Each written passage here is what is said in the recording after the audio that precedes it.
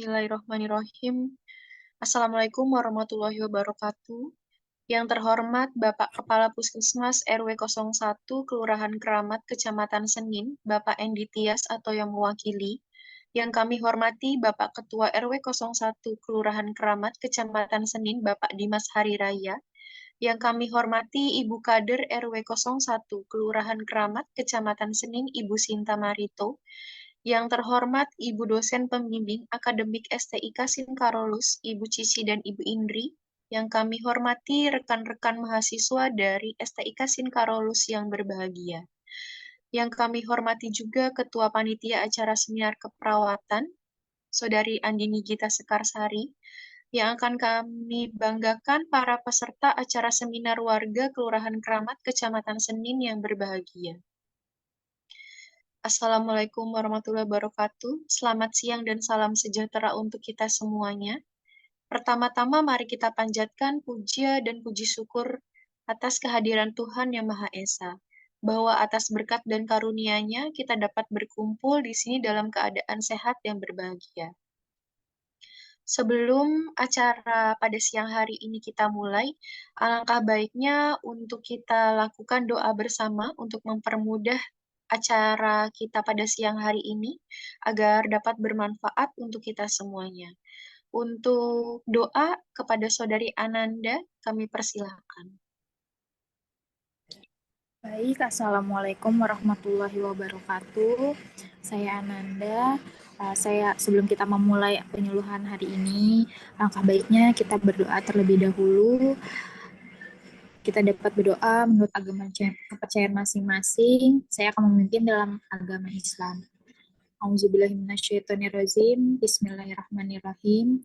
Ya Allah, limpahkanlah kepada kami semua kekuatan dan kesabaran, kemudahan dan serta keikhlasan dan kearifan selama mengikuti penyuluhan ini. Berikanlah kami ilmu yang bermanfaat, kepahaman yang luas, dan amalan yang Engkau terima selama kami mengikuti penyuluhan ini. Amin, amin, ya Rabbal Alamin.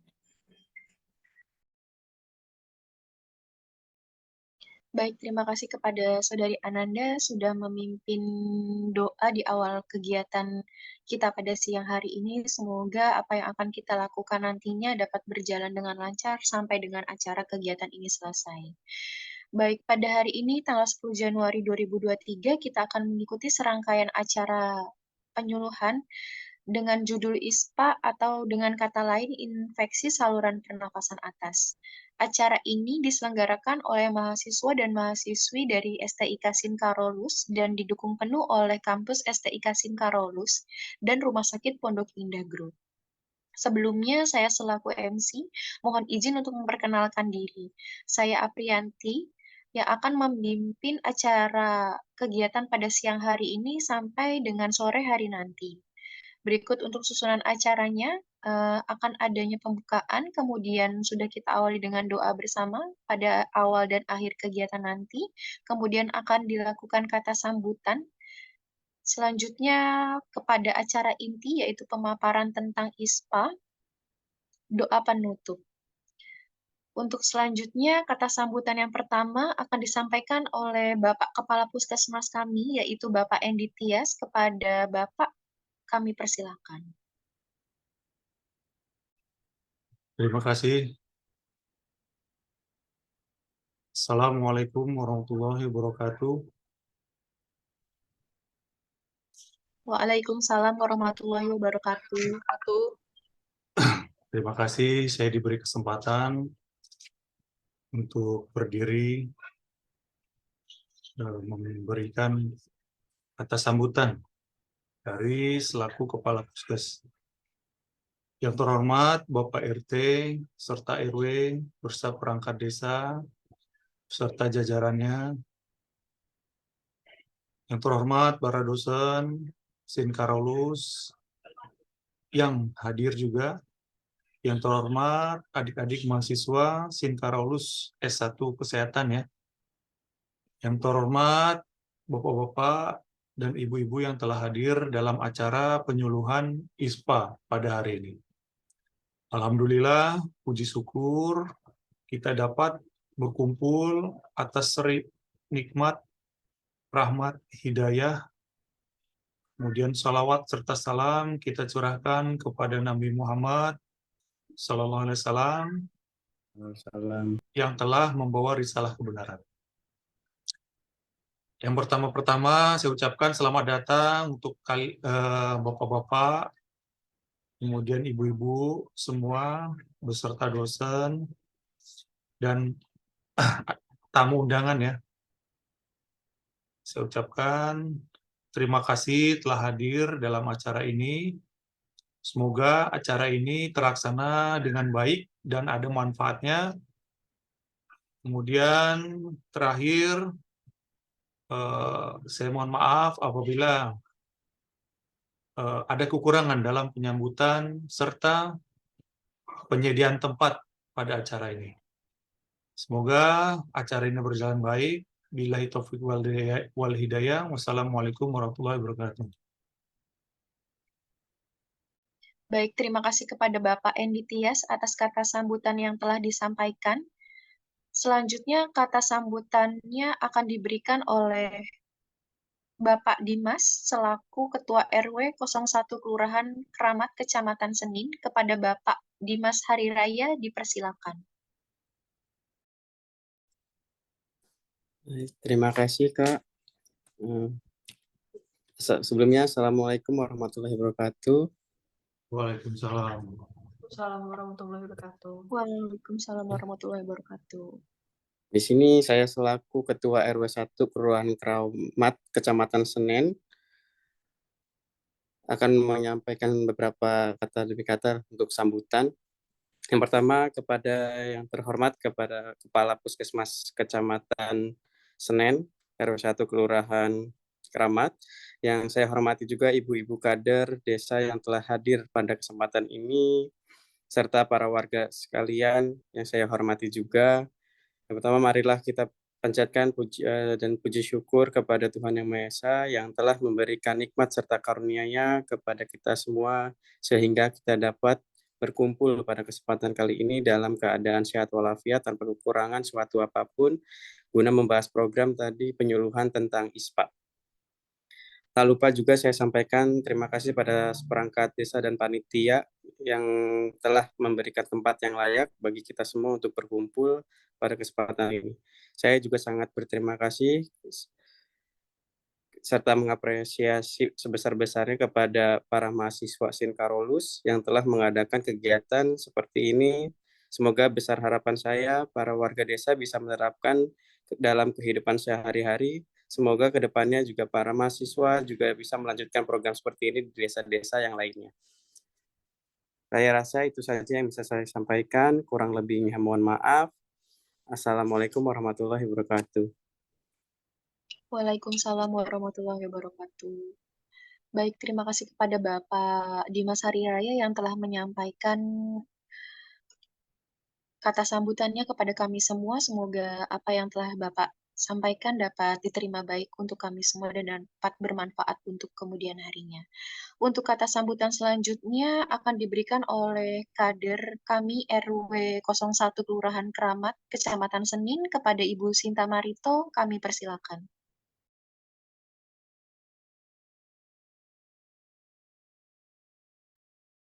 Baik, selamat siang semua. Bapak, Ibu, RT RW Desa Keramat Kecamatan Senin, dan yang kami sayangi mahasiswa-mahasiswi dari Sinkarolus sekalian. Terima kasih untuk kesempatan yang telah diberikan kepada saya sebagai perwakilan dari kader RW 01 Kelurahan Keramat Kecamatan Senin. Saya mengucapkan terima kasih yang sebanyak-banyaknya kepada mahasiswa-mahasiswi sekalian yang memberikan upaya dan usaha dan waktu yang telah diberikan kepada kami untuk mengedukasi dan memberikan usaha meningkatkan derajat kesehatan untuk warga di sini. Saya berharap agar warga-warga di sini dapat mengimplementasikan atau menerapkan hal-hal yang baik yang telah diberikan kepada adik-adik kita dari Sinkarolus, supaya derajat kesehatan kita meningkat dan kita dapat mencegah penyakit yang dapat timbul di warga kita sekalian. Itu saja yang dapat saya sampaikan selaku kader RW 01. Terima kasih saya ucapkan kepada warga dan adik-adik sekalian. Selamat siang semua. Selamat siang. Selamat siang. Baik, terima kasih kepada Ibu Sinta yang sudah memberikan kata sambutannya kepada kami semua. Semoga kata sambutannya juga dapat memberikan manfaat dan untuk kita semuanya. Selanjutnya memasuki acara inti, yaitu pemaparan materi sekaligus diskusi dan tanya jawab. Acara ini akan dipandu langsung oleh Saudari Andini Gita Sekarsari selaku presentator kami. Acara ini akan berlangsung dari pukul 14.30 sampai pukul 15.00, kurang lebih 30 menit. Untuk mempersingkat waktu kepada Saudari Andini, kami persilakan. Baik, terima kasih Saudari Apri untuk waktunya. Selamat siang Ibu-ibu, selamat siang Bapak-bapak. Selamat siang. Selamat siang. Selamat siang. Selamat siang, Suster. Baik, bagaimana kabarnya hari ini? Sehat? Alhamdulillah. Alhamdulillah. Sehat, Suster. Luar biasa. Sehat. Tapi anak saya Alhamdulillah sehat ya. kemarin ada Oke, baik. Perkenalkan Bapak-bapak, Ibu-ibu, nama saya Andini Gita Sekarsari, perwakilan dari mahasiswa S1 Keperawatan SIN Karolus Jakarta. Hari ini terima kasih untuk kesempatannya Bapak-bapak dan Ibu-ibu karena telah berkumpul bersama-sama kami di sini untuk sama-sama mendengarkan atau mencari ilmu mengenai infeksi saluran pernapasan akut ya, yang akan saya sampaikan. Jika nanti ada pertanyaan atau ada bingung atau gimana, bisa nanti ditanyakan di sesi akhir setelah saya paparkan ya tentang infeksi saluran pernapasan akut. Oke, Bapak-bapak, Ibu-ibu, ada nggak sih di sini yang tahu tentang gimana sih pencegahan infeksi saluran napas akut?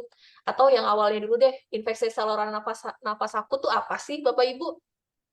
Ada yang tahu di sini? Sesak napas. tahu. Oke, ada yang belum tahu, ada yang udah tahu ya. Tadi Pak Endi bilangnya sesak napas ya, Pak Endi ya? Ya, betul. Oke, baik. Saya jelaskan ya. Boleh di next, Kak? Oke, apa sih itu ISPA atau infeksi saluran pernapasan akut ya? ISPA adalah infeksi pada satu bagian atau lebih saluran pernapasan, mulai dari hidung sampai paru-paru dan berlangsung selama sampai dengan 14 hari. Jadi, ISPA itu infeksi yang menyerang pada saluran pernafasan, mulai dari hidung sampai paru-paru. Nah, tanda gejalanya itu bisa batuk, sesak nafas, atau bersin. Seperti itu yang berlangsung selama 14 hari. Oke, boleh next, Kak. Nah, penyebab ISPA pada umumnya adalah bakteri. Bakterinya tuh macam-macam, seperti yang ada di sini. Ada Streptococcus, Mycoplasma, ada Staphylococcus. Nah, selain bakteri, ada juga virus. Virusnya seperti virus influenza ya, yang seperti kita tahu itu virus yang dapat menyebabkan flu. Terus ada parainfluenza, adenovirus, ada rhinovirus. Nah, selain ada bakteri dan virus, ada juga dari jamur seperti Candidiasis. Lalu, ISPA aja nggak hanya disebabkan oleh bakteri, virus, atau jamur, tapi disebabkan oleh polusi. Polusinya apa aja sih? Seperti asap rokok, terus ada asap pembakaran di rumah tangga, terus ada asap kendaraan bermotor, lalu ada buangan industri serta kebakaran hutan. Nah, asap-asap rokok yang setiap hari Bapak Ibu, terutama Bapak ya yang rokok, nah itu sih sebenarnya tidak baik untuk dilakukan untuk diri sendiri ataupun orang lain. Nah, efeknya ini bisa berdampak untuk orang lain. Contohnya seperti misalkan Bapak Ibu punya anak, saya udah ngerokok, suster saya udah ngerokok nih, Tapi kan saya ngerokoknya udah jauh-jauh, nggak deket anak-anak ya. Tapi kan namanya juga asap dari rokok itu kan bisa nimbun ke baju atau gimana ya. Nanti kalau misalkan Bapak ngegendong anaknya kehirup, itu kan bisa menjadi polusi untuk anaknya dan dapat berefek untuk anaknya dan dapat menyebabkan ISPA pada anaknya. Jadi sebaiknya rokoknya dikurangin atau baiknya sih dihentikan ya, Bapak Ibu ya. Oke, boleh next, Kak.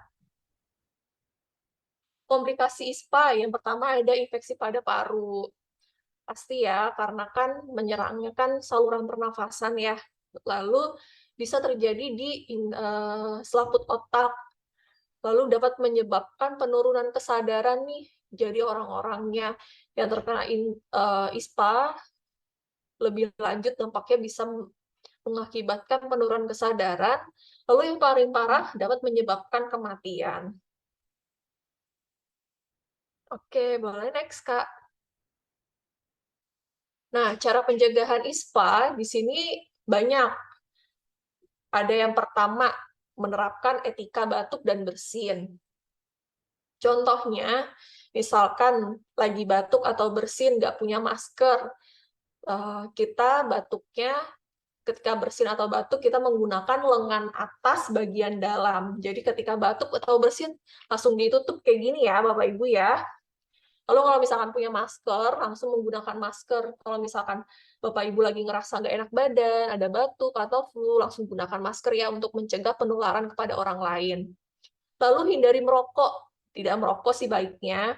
Lalu hindari area berkonstruksi bangunan. Nah, kan kalau misalkan ada yang lagi bangun rumah atau lagi ada pembangunan di daerah rumahnya, itu kan mengakibatkan kan banyak debu-debu ya. Baiknya sih dihindari lewat situ. Lalu jaga rumah tetap bersih. Jadi rajin-rajin nih bersih-bersih rumah agar rumahnya tuh nggak banyak debu. Nah, kalau misalkan kita punya alergi, terus rumahnya jarang dibersihkan, kan jadinya kan berdampak juga ya untuk pernafasan kita ya. Jadinya kita sering bersin-bersin, sering batuk, sering pilek, kayak gitu. Lalu jauhkan anggota keluarga dari polusi udara yang seperti tadi ya. Misalkan asap-asap kendaraan bermotor, lalu ada asap rokok, kayak gitu. Terus bisa kita menerapkan cuci tangan dengan sabun sebelum makan, sebelum menyentuh daerah wajah. Itu baiknya sih kita mencuci tangan dengan sabun ya. Apalagi kita setelah melakukan aktivitas di luar rumah, kita baiknya mencuci tangan dengan sabun ketika sebelum makan atau melakukan kegiatan lainnya. Terus hindari berbagai alat makan dan mainan dengan penderita. Misalkan di rumah atau tetangga punya tetangga yang sedang ISPA nih, baiknya alat makannya dipisah. Lalu mainannya juga untuk yang anak-anak sebaiknya sih dipisah ya. Terus rutin mengganti spray, selimut, dan handuk anak-anak. Minimal seminggu sekali diganti, dicuci ya Bapak Ibu ya. Terus melakukan olahraga teratur. Minimal itu 2 kali seminggu. Misalkan berjemur di bawah matahari, kurang dari jam 10 pagi, terus sambil gerak-gerak badan kan bikin seger badan juga ya Bapak Ibu ya. Ya, Oke, lalu bisa makan makanan bergizi untuk mencegah pencegahan dari si ISPA-nya ini. Nah, dari macam-macam cara pencegahan ISPA ini, sebenarnya sih bisa disingkat. Jadi kita tuh dapat menerapkan perilaku hidup bersih dan sehat. Ya, Bapak Ibu ya, yang paling penting kita menerapkan etika batuk dan bersin, terus rajin-rajin cuci tangan, terus kita rajin-rajin untuk bersih-bersih rumah, terus olahraga teratur, terus makan makanan yang bergizi ya Bapak Ibu ya. Oke, boleh next. Nah, kalau misalkan terjadi ISPA, apa sih yang pertama kali kita lakukan pada anggota keluarga kita ya, Bapak Ibu ya? Yang pertama tuh bisa lakukan kompres hangat pada daerah wajah untuk membuat pernafasan lebih nyaman dan mengurangi lendir. Jadi bisa nih kompres hangat, anget-anget kuku gitu di daerah wajah seperti hidung, seperti daerah-daerah wajah. Nah, ini biar si pernafasannya lebih nyaman. lalu bisa melakukan irigasi hidung dengan air. Nah, airnya ini bisa menggunakan air salin seperti NaCl ya Bapak Ibu ya. Kan waktu zaman-zamannya awal-awal COVID tuh disarankan tuh oleh dokter-dokter THT ya untuk sering-sering melakukan pembersihan hidung menggunakan NaCl ya Bapak Ibu ya. Nah, di sini dapat meningkatkan kemampuan permukaan dalam hidung untuk melawan agen infeksius dan berbagai iritan. Terus bisa memperbanyak minum sebanyak 8 gelas atau lebih, dapat menurunkan lendir dan menggantikan cairan kehilangan cairan. Jadi yang terpenting selain melakukan kompres hangat, melakukan irigasi hidung, kita juga kasih minum yang banyak, kurang lebih 8 gelas, untuk memaintenance agar tidak terjadi kehilangan cairan ya, agar tidak terjadi dehidrasi. Oke, boleh next Kak. Oke, sekian pemaparan materi atau penjelasan saya mengenai ISPA atau infeksi saluran pernapasan akut. Kalau misalkan Bapak Ibu ada yang ingin ditanyakan atau gimana, ada yang kurang jelas, boleh ditanyakan kepada saya dan teman-teman ya. Siapa tahu kami bisa dapat membantu sedikit lagi ilmu yang kami dapatkan. Oke, sebelumnya kami juga mempunyai video gimana cara untuk mencuci tangan yang benar ya, Bapak Ibu ya. Oke, baik. Terima kasih. Nanti boleh ditampilkan, dibantu oleh teman saya.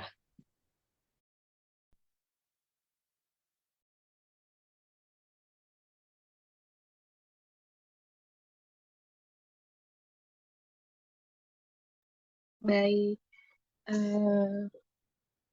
video tentang cara mencuci tangan sedikit sudah kita perlihatkan kepada Bapak Ibu semua ya. Semoga dapat ditiru dan dapat dicontoh serta dapat dipraktekkan pada kehidupan sehari-harinya. Baik, terima kasih sebelumnya kepada Saudari Andini yang telah memandu acara inti dengan baik, sehingga dapat menambah wawasan ya untuk kita semua mengenai pengertian dari ISPA, penyebab ISPA, pencegahan, serta tata cara penanganannya. Sebelumnya, dapat kami persilahkan kepada Bapak Ibu sekalian, apabila ada yang ingin dipertanyakan dari hasil pemaparan penjuluhan tadi, boleh untuk ditanyakan. Boleh saya Boleh Bapak, dengan Bapak siapa boleh dibantu untuk sebutkan namanya Pak? perkenalkan, saya warga dari RW 1 Keramat ya, Kecamatan Senen. Saya ingin menanyakan tentang tadi apakah sama penyakit asma dengan ISPA ya? Terima kasih, Sus. Baik, terima kasih Pak atas pertanyaannya ya. Menarik ini Pak, bedanya ISPA dengan asma ya Pak, apakah sama dari keduanya itu? Baik, untuk pertanyaan akan kita tampung terlebih dahulu, nanti akan rekan-rekan saya bantu untuk dijawab ya Pak. Kemudian apakah ada penanya lain atau Saya, ada Sus. yang masih ingin ditanyakan, boleh kepada Ibu siapa, boleh dibantu untuk sebutkan namanya Ibu. Saya, Sus. Saya Ibu Dewi dari RW 01. Saya ingin bertanya kepada suster-suster sekalian, gejala ISPA yang paling umum dilihat dan perlu diwaspadai seperti apa ya? Terima Baik, kasih. Baik, Ibu Dewi, terima kasih atas pertanyaannya ya, Bu. Ibu tadi menanyakan tentang gejala ISPA seperti apa dan apa yang perlu diwaspadai ya dari gejala ISPA tersebut. Boleh dari teman-teman sekalian, apabila ada yang ingin bantu untuk menjawab pertanyaan dari Bapak dan Ibu, dipersilahkan.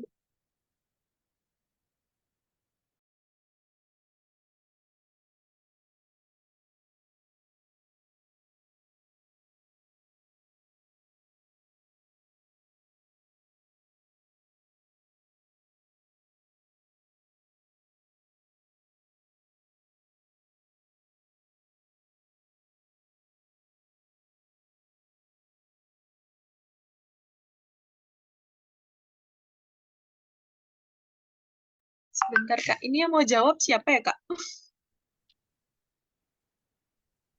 Sinta, lu jadi ibu siapa sih? Bu Dewi, Bu Dewi. Gue jawab Ibu Sinta ya.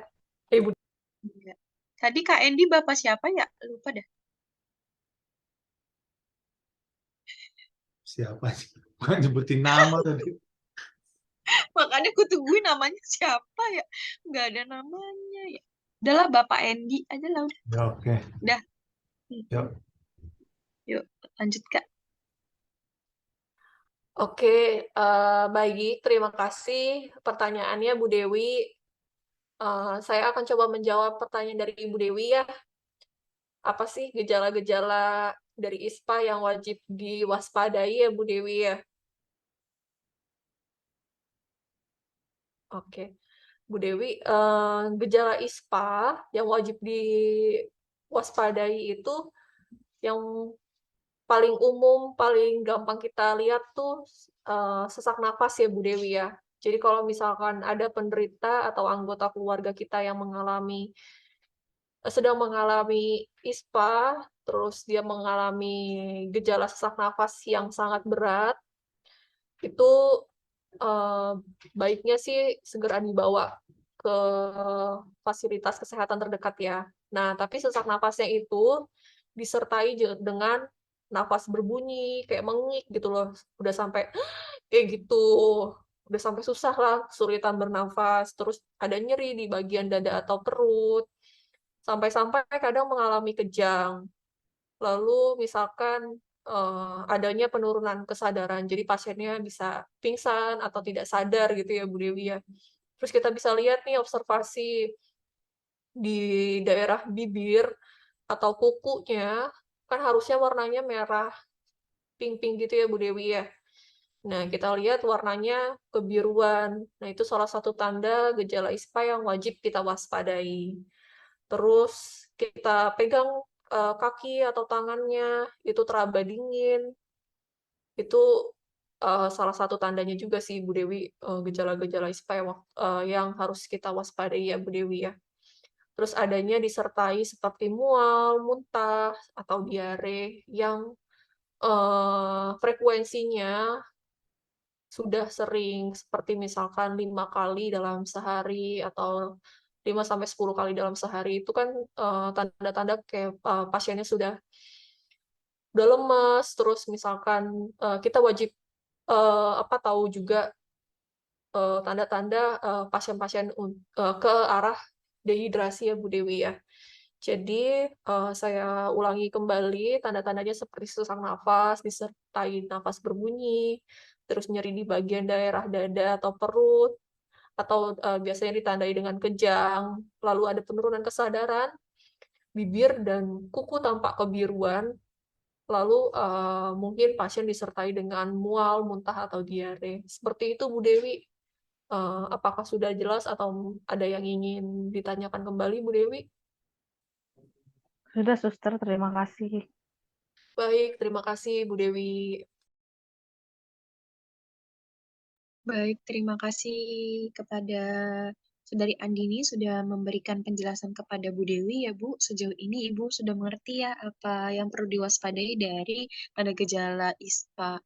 Baik, untuk pertanyaan yang kedua dari Bapak Endi ya Pak yang tadi sudah dilontarkan mengenai apa sih bedanya ISPA dan asma itu? Apakah terjadi kesamaan atau memiliki perbedaan di antara keduanya? Baik, untuk teman-teman dipersilakan untuk menjawab pertanyaan yang sudah diajukan dari Bapak Endi.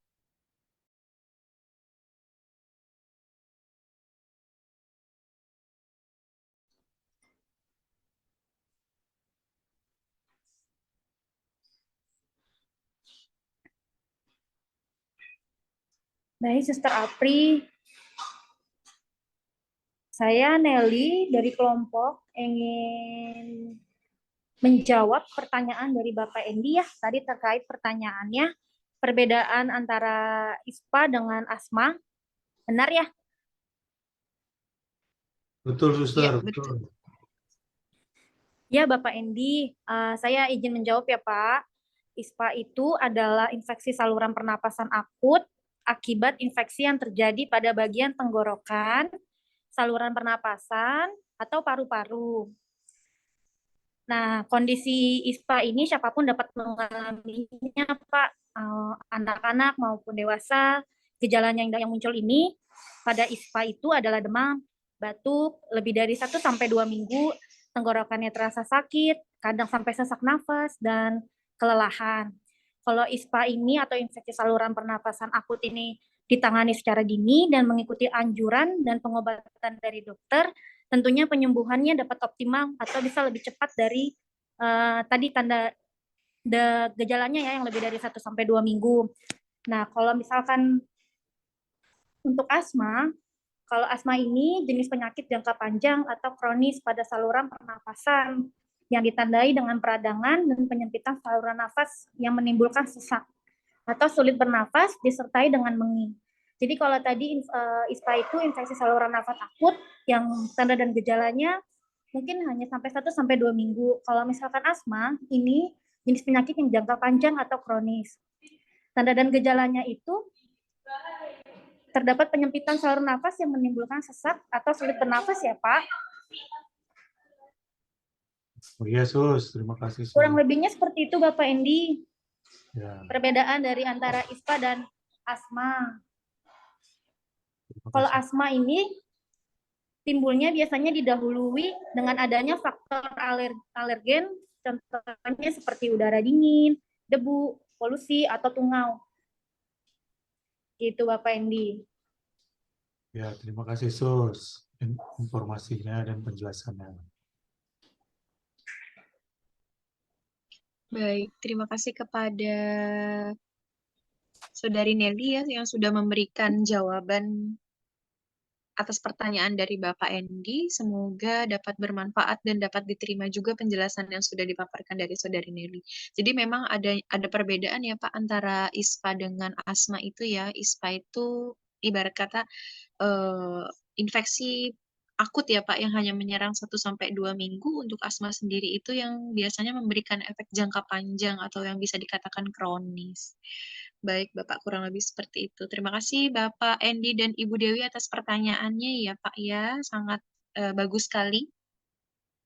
Baik, sebelum ditutupnya acara atau kegiatan kami pada sore hari ini, alangkah baiknya kegiatan ini kita tutup dulu dengan doa. Untuk doa pada sore hari ini akan dipimpin oleh Saudari Nelly. Kepada Saudari Nelly, boleh izin untuk dipimpin doa. Baik, Suster saya akan memimpin doa penutup. Doa penutup ini akan saya pimpin dengan doa Kristen, dan yang lain bisa menyesuaikan ya. Mari kita bersatu dalam doa.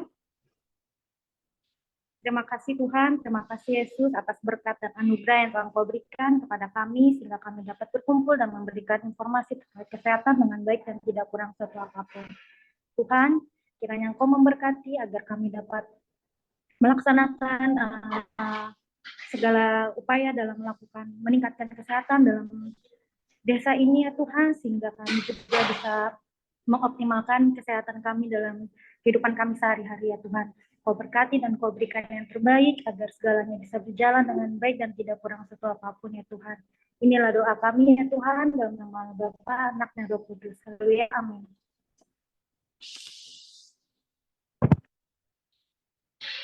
Amin. Baik, terima kasih kepada Saudari Nelly yang sudah memimpin doa bersama ya. Selanjutnya, terima kasih kepada Bapak Ibu semuanya telah sampai kita di penghujung acara. Semoga ilmu yang telah kita dapatkan hari ini dapat membawa berkah dan menjadi jalan kebaikan untuk kita semua ya. Amin. Saya dan segenap panitia yang bertugas mengucapkan terima kasih sebanyak-banyaknya kepada Bapak dan Ibu yang sudah meluangkan waktunya untuk hadir bersama-sama dengan sangat antusias pastinya mengikuti acara kita dari awal hingga akhir. Selanjutnya kami mohon maaf atas salah kata dan perbuatan. Sekali lagi kami mengucapkan terima kasih. Assalamualaikum warahmatullahi wabarakatuh. Waalaikumsalam Waalaikumsalam warahmatullahi wabarakatuh. warahmatullahi wabarakatuh.